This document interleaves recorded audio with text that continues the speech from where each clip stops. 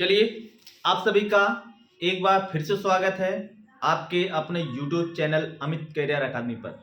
जैसा कि मेरे प्यारे बच्चों, आप लोगों को पिछली क्लास में मैं टेंस पढ़ा रहा था और टेंस में मैं आप लोगों को पढ़ा रहा था प्रेजेंट इंडेफिनिट टेंस।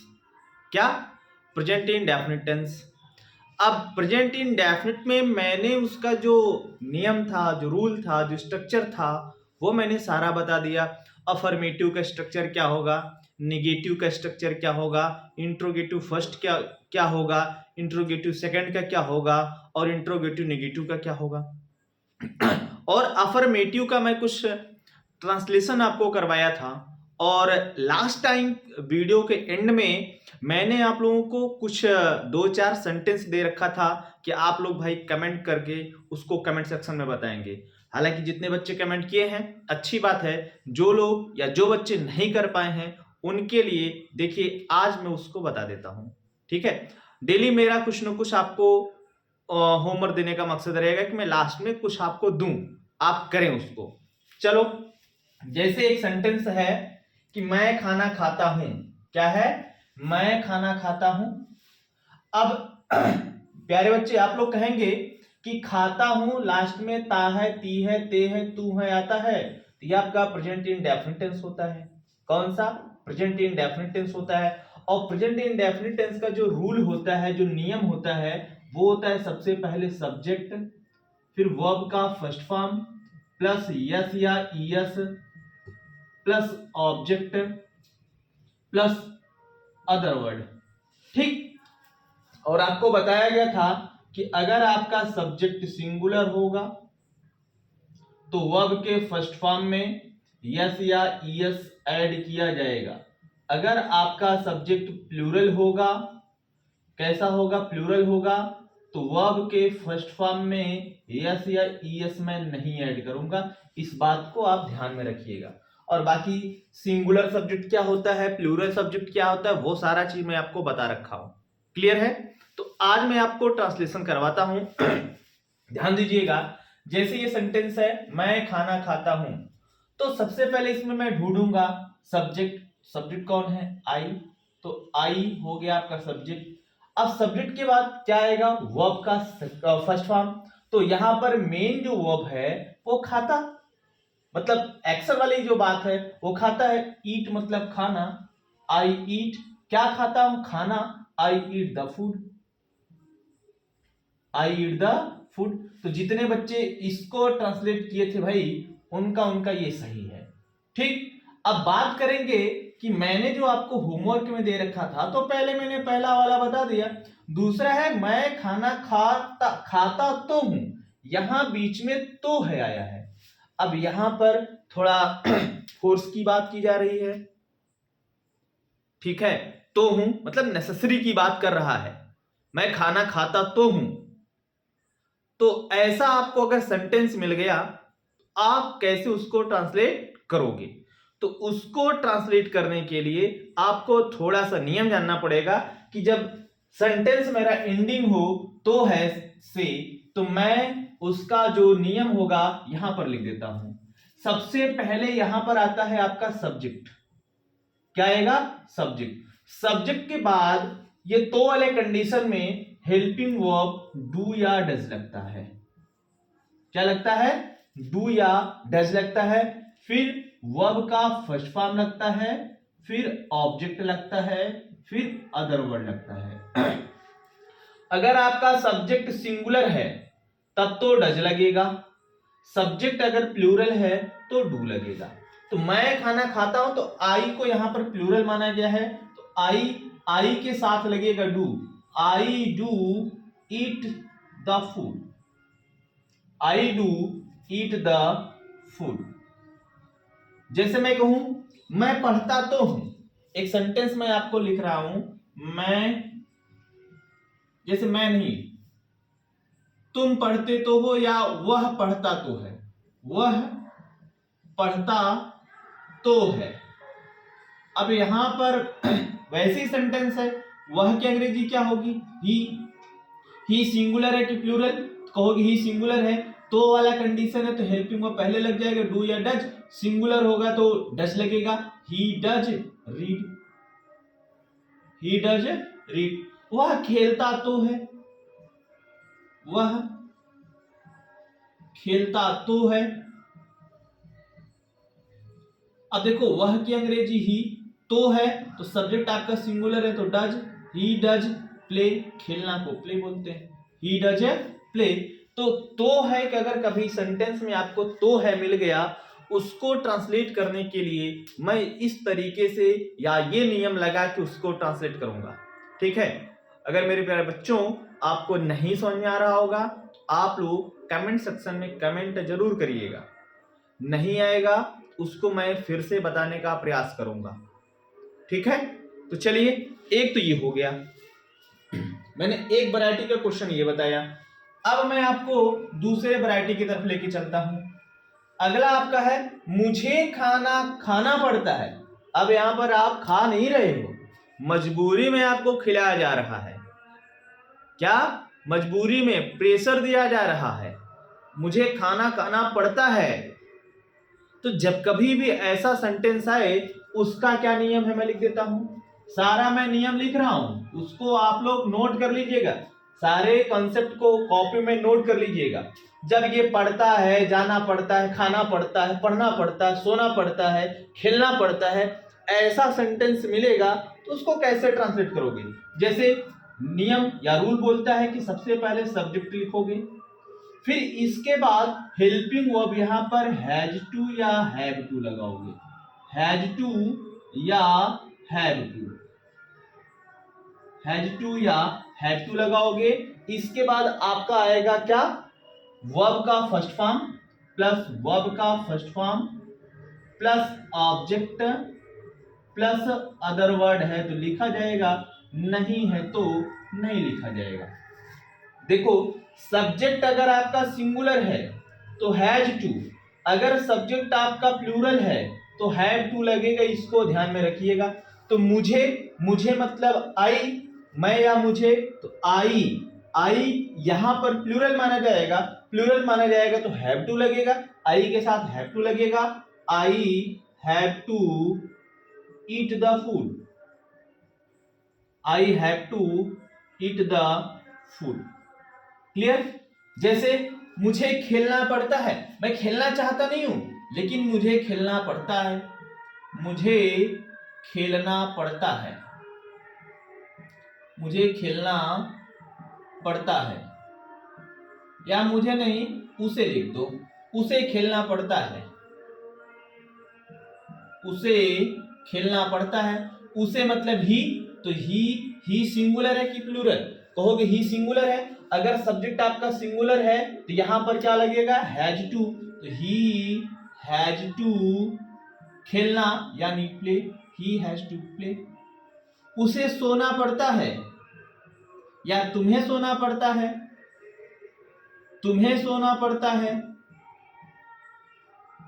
तुम्हें सोना पड़ता है। तो यहां पर आपका आएगा यू, यू प्लूरल माना जाएगा, you have to sleep, you have to sleep. Clear है? अगर आप लोगों को कोई भी समस्या हो, आप लोग नीचे कमेंट सेक्शन में कमेंट जरूर करिएगा। ठीक है, आपका कमेंट ही मेरी एनर्जी है। अगर आप लोग कमेंट नहीं करेंगे तो फिर मैं कैसे समझूंगा कि जो बच्चे मेरी क्लास को देख रहे हैं उनको समझ में आ रहा है कि नहीं आ रहा है। इसलिए कमेंट जरूर करिएगा, स्किप मत करिएगा। ठीक है, क्लियर है? यहां तो कोई दिक्कत? चलो आगे चलते हैं। अगला जो आपका है, चौथा वाला जो होमवर्क है,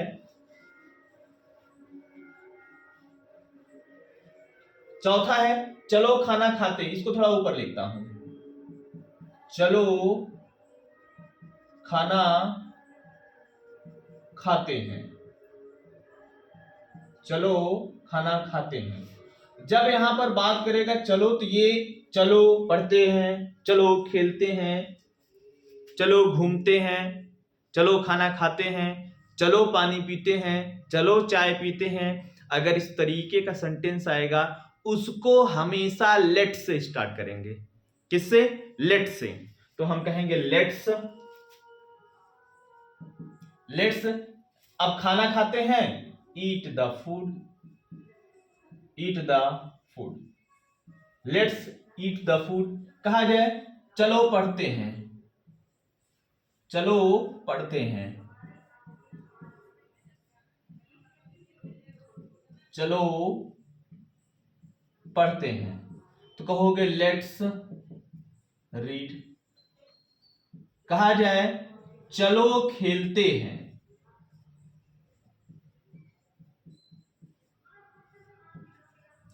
चलो खेलते हैं। तो क्या होगा इसका, कहोगे लेट्स प्ले। क्लियर है। अगर यहां तक आप लोगों को कोई समस्या हो आप लोग जरूर कमेंट करिएगा, ठीक है। आगे चलें। तो आगे मैं आपको लेके चलता हूं। अभी तो मैं अफर्मेटिव का ही केवल एग्जाम्पल करा पाया हूं, बाकी नेगेटिव का भी एग्जाम्पल आज करा देता हूं। लिखो, पहले मैं आप लोगों को नियम लिखा देता हूं। नियम के बाद, हालांकि मैंने पहले नियम लिखवाया हुआ है निगेटिव सेंटेंस।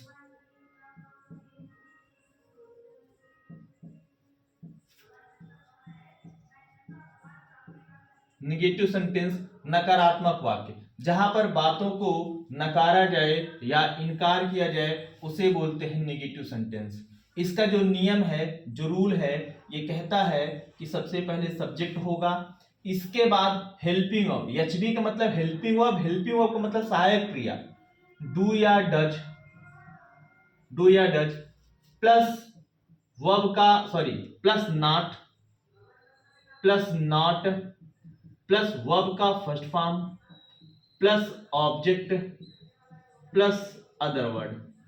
ठीक, क्या नियम है, क्या रूल है, कहोगे सब्जेक्ट हेल्पिंग वर्ब डू या does plus not plus verb का first form plus object plus other word. अब जैसे मैं कहूं तुम नहीं पढ़ते हो, क्या, तुम नहीं पढ़ते हो, तुम नहीं पढ़ते हो। ठीक अब यू देखो, ता है, ती है, ते है आया है। यू, एक चीज जानते रहो कि भाई अगर आपका सब्जेक्ट सिंगुलर होगा, सब्जेक्ट कैसा होगा, सिंगुलर होगा, तो मैं डज का प्रयोग करूंगा। अगर सब्जेक्ट हमारा प्लूरल होगा तो मैं डू का प्रयोग करूंगा। ठीक, तो यू आपका क्या है, प्लूरल माना जाता है। अगर यू आपका प्लूरल है तो डू या डज से क्या लगेगा, कहोगे डू, यू डू। इसके बाद रूल के अकॉर्डिंग नॉट लगेगा, यू डू नॉट। पढ़ना read, you do not read, तुम नहीं पढ़ते हो। क्लियर है। जैसे कहा जाए वह अपना गृह कार्य पूरा नहीं करता है, वह अपना गृह कार्य पूरा नहीं करता है, वह अपना गृह कार्य पूरा नहीं करता है। वह की अंग्रेजी क्या हो जाएगी, ही। अब ही आपका सिंगुलर है कि प्लूरल, कहोगे ही सर सिंगुलर माना जाता है। अगर ही आपका सिंगुलर है तो हेल्पिंग वर्ब क्या लगेगा, डू या डज, कहोगे डज लगेगा, ही डज। रूल के अकॉर्डिंग नॉट लगेगा, ही डज नॉट। पूरा करना, पूरा करना को मैं लिख देता हूं कंप्लीट। पूरा करना को अंग्रेजी में बोलते हैं कंप्लीट, COMPLETE। ये हो जाएगा ही डज नॉट कंप्लीट। अब ही के साथ अपना, तो ही के साथ अपना क्या लगेगा, हिज। ही के साथ हिज क्या, गृह कार्य, हिज होमवर्क।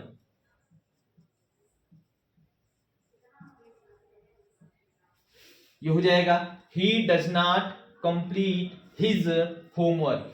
क्लियर है। किसी भी बच्चे को कोई समस्या होगी वो बता देगा। ठीक, चलिए अभी कुछ बच्चों के मन में डाउट होगा अपना के लिए क्या लिखेंगे, तो मैं अपना के लिए आपको लिखवा देता हूं जिससे कोई भी समस्या आपको ना हो। मैं छोटी छोटी बातों को आसानी से बता दे रहा हूं, केवल आप पूरा पूरा वीडियो देखो और उसको अपने नोटबुक पे नोट भी करते चलो। अपने नोटबुक पे नोट भी करते चलना है आप लोगों को। तो मैं कहूंगा अपना के लिए, अपना के लिए, या इंग्लिश वर्जन वाले बच्चे कहेंगे पजेसिव केस। कौन सा केस? अपना के लिए जो वर्ड यूज होता है उसको बोलते हैं पजेसिव केस। जैसे कहा जाए वह, चलो इंग्लिश में ही लिखता हूं, ही हो गया, सी हो गया, इट हो गया, आई हो गया, वी हो गया, यू हो गया, दे हो गया। पहले इतना जानो। तो मैं कहूंगा वह अगर है, वह अपना कार्य, तो वह अगर, ये देखो ये वाला जो वह है यह मेल के लिए यूज होता है, पुरुष जाति के लिए, और सी जो होता है वह या फीमेल महिला जाति के लिए होता है। तो ही के साथ अपना के लिए हिज, सी के साथ अपना के लिए हर, इट के साथ अपना के लिए इट्स, आई के साथ अपना के लिए माई, वी के साथ अपना के लिए आवर, यू के साथ अपना के लिए योर, दे के साथ अपना के लिए दियर, देयर नहीं दियर। तो ही के साथ क्या होता है? हिज। सी के साथ क्या होता है? हर। इट के साथ क्या होता है? इट्स। आई के साथ क्या होता है? माई। वी के साथ क्या होता है? आवर। यू के साथ क्या होता है? योर। दे के साथ क्या होता है? दियर। याद रहेगा ना? देखो ही के साथ क्या होगा? हिज। शी के साथ हर, इट के साथ इट्स, आई के साथ माई, वी के साथ आवर, यू के साथ योर, दे के साथ दियर। ये अपना के लिए है। लेकिन कुछ आपको एक्स्ट्रा चीजें भी मिलेंगी। जैसे कहा जाए कि अगर कोई एक पुरुष का नाम हो, नाम वो भी पुरुष का, सिंगुलर की बात कर रहा हूं। अगर पुरुष वाला कोई नाम है उसके लिए ही यूज करते हैं और ही के साथ हिज यूज करते हैं। अगर कोई नाम हो, सिंगुलर नाम की बात कर रहा हूं, केवल एक नाम की, अगर वो महिला कोई है, रीता सीता गीता हो गई जैसे, ठीक, तो उसके लिए मैं जो प्रोनाउन यूज करता हूं सी, और सी के साथ क्या लगता है? तो ये पुरुष है, ये महिला है। लेकिन अगर एक पुरुष हो एक महिला हो, दोनों एक साथ यूज किए जाएं, जैसे अगर एक मेल हो गया एक फीमेल, यम फॉर मेल समझना, या फॉर फीमेल, पुरुष और महिला।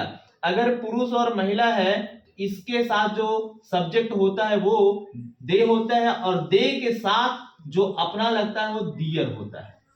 अगर मान लो कि दोनों महिला हैं, दोनों सारी पुरुष हैं, दोनों पुरुष हैं, जैसे राम और श्याम, मोहन और सोहन, तो तब भी हम वहां उनके लिए जो प्रोनाउन यूज करूंगा वो दे यूज करूंगा, और जो अपना के लिए वर्ड यूज करूंगा वो दियर यूज करूंगा। लेकिन कहा जाए कि अगर दोनों फीमेल हैं तब, अगर दोनों फीमेल हैं तब भी हम वहां पर जो प्रोनाउन यूज करूंगा सब्जेक्ट के स्थान पर दे, और अपना के लिए जो वर्ड यूज करूंगा दियर यूज करूंगा। इस बात को भी आपको नोट कर लेना है। अपनी कॉपी में पूरा कायदे से नोट्स आप लोग बना लीजिएगा, ठीक है? नोट कर लीजिए इसको।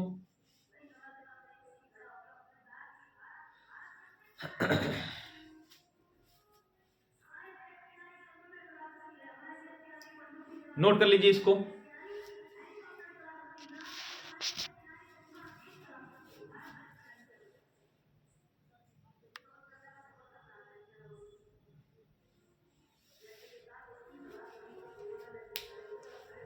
शायद नोट हो गया होगा।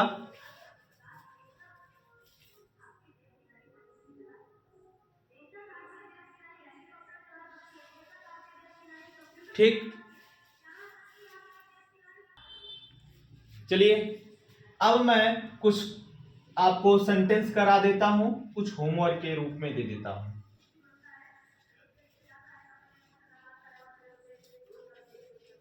चलिए, जैसे वह सुबह स्नान नहीं करता है, वह सुबह स्नान नहीं करता है।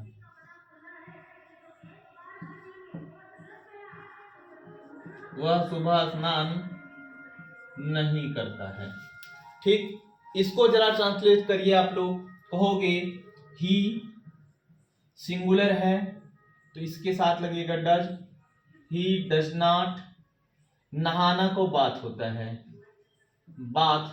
कब नहीं नहाता? सुबह। He does not bath in the morning, in the morning. He does not bath in the morning।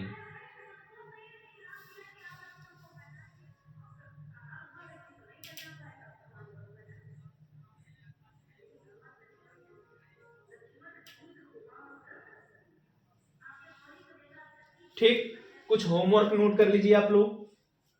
जैसे सीता एक मधुर गीत नहीं गाती है। सीता एक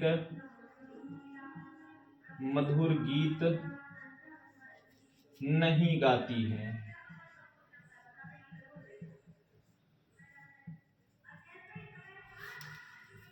बच्चे कक्षा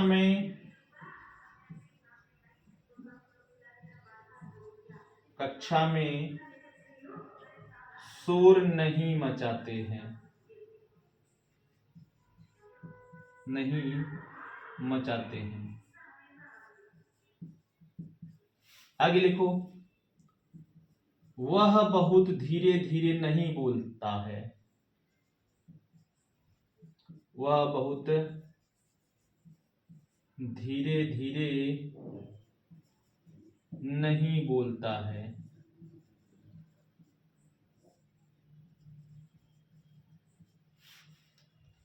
आगे लिखो, शिवा, या ऊपर लिख देता हूं, शिवा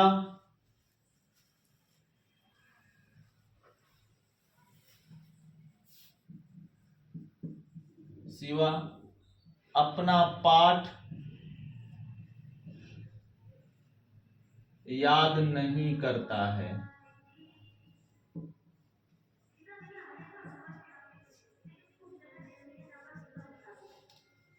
अगला लिखो, तुम मैदान में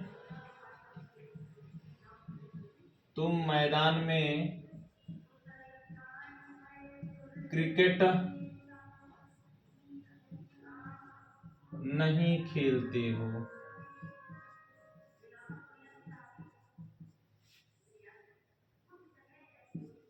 आगे लिखो, सिपाही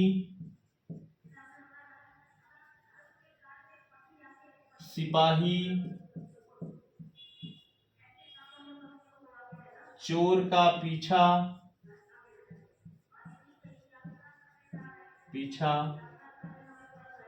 नहीं करता है। ठीक है, इतना सारा मैंने आपको दे दिया होमवर्क। आप लोग इसको कमेंट जरूर करेंगे, इसको सॉल्व करके कमेंट जरूर करिएगा और साथ ही साथ लाइक शेयर जरूर करिएगा। ठीक, आज के लिए बस इतना ही। Okay, thank you.